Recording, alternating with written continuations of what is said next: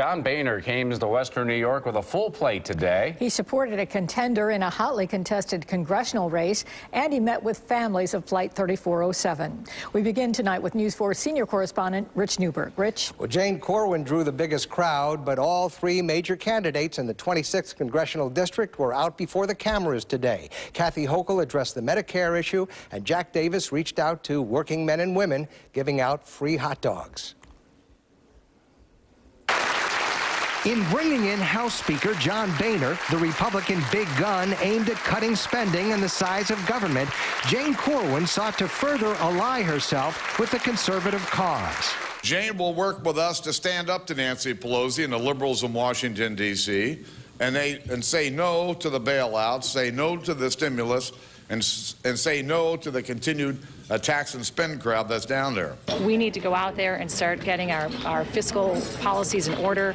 Our country's going in the wrong direction. We need to turn it around. But at this gathering of prominent area Republicans, the Jack Davis unknown factor was clearly on everyone's mind.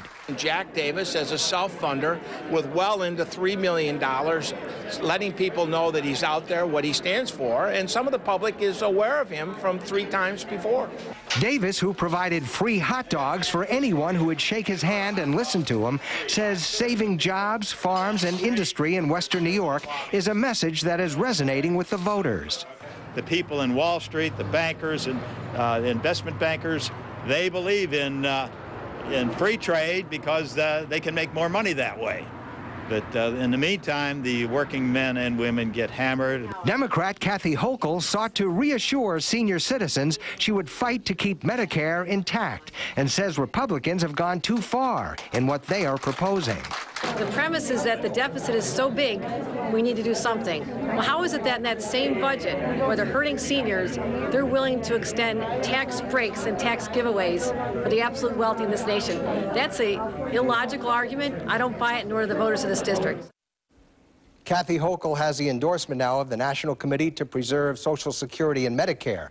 A new poll commissioned in part by the SEIU shows Hochul now ahead of Corwin by 4 points and leading Davis by 11 points. Reporting live, Rich Newberg, News 4 at 5.